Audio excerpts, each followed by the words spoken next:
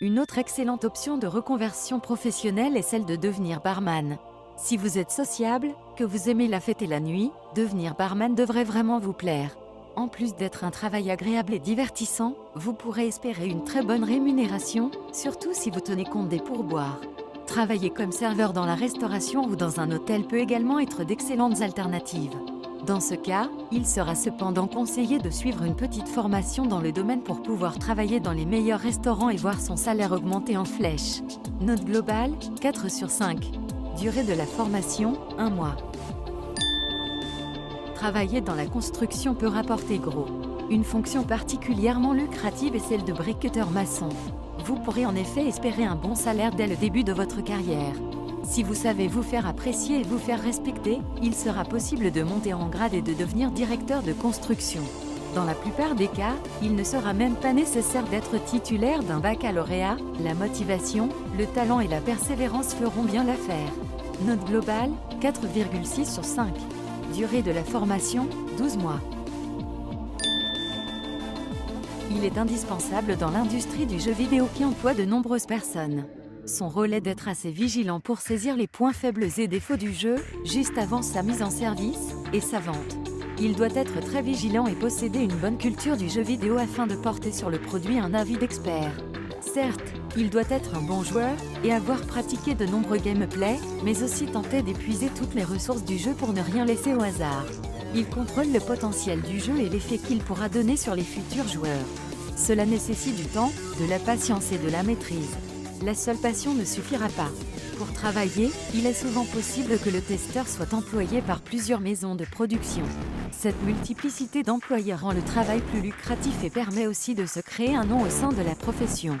Le bouche à oreille est un élément important du métier. Note globale, 4,7 sur 5. Durée de la formation, 6 semaines. Devenir hôtesse de l'air est un des rêves les plus communs des petites filles. En effet, quoi de plus glamour que de voyager dans le monde entier pour pas un souhait dans un bel uniforme. En plus de ça, les hôtesses de l'air peuvent aspirer à un très bon salaire sans avoir de formation particulière. Attention, il faudra cependant pouvoir prouver que vous êtes au moins bilingue et que vous possédez le sens des relations. L'amabilité et la cordialité sont les qualités de base d'une bonne hôtesse de l'air. Si vous voulez être payé, et de surcroît bien payé pour voyager, hôtesse de l'air, c'est la solution. Note globale, 4,8 sur 5. Durée de la formation, 5 semaines. Afin de remettre en forme ou de faire un suivi plus personnalisé, le conseiller sportif sait adapter l'effort physique à chacun de ses clients. Secteur très à la mode s'il en est, le coaching sportif nécessite une certaine mobilité et une envie de travailler en ville. Il faut savoir aller vers plusieurs recruteurs pour diversifier ses compétences. C'est aussi en multipliant ses engagements qu'il pourra pleinement vivre de sa profession. Il n'y a pas besoin de diplôme pour exercer ce métier, mais afin de percer et pouvoir obtenir plus de reconnaissance, le brevet professionnel est un atout à ne pas négliger. Il reste un travail bien rémunéré si le coach parvient à se faire un nom ou à être employé par des salles spécialisées. Il peut également se faire engager sur des croisières ou d'autres lieux insolites. Le côté tendance peut lui garantir de nombreux débouchés. L'évolution de carrière se caractérise par la possibilité de devenir responsable de fitness ou directeur d'une salle de remise en forme. Note globale, 4,9 sur 5. Durée de la formation, 1 mois.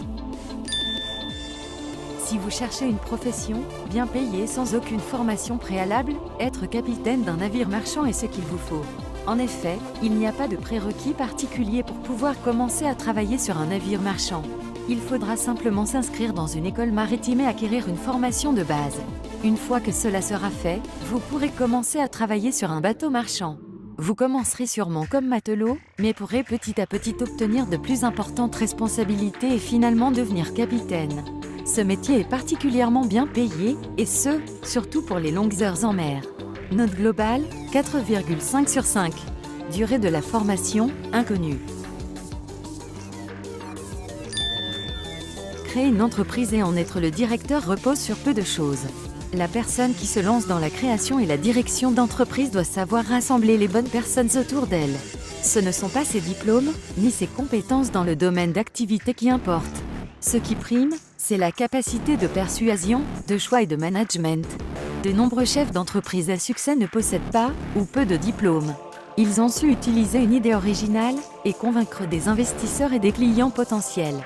Le charisme est souvent capital, ainsi que la capacité à recruter la bonne personne pour le bon poste. Constituer une équipe, et donc savoir quel élément travaillera en bonne cohésion constitue son savoir-faire. La rémunération est très fluctuante et dépendra de la bonne marge de l'entreprise. Lorsque celle-ci est florissante, le chef d'entreprise peut parvenir à se dégager un salaire très important. Note globale, 4,9 sur 5. Durée de la formation, inconnue.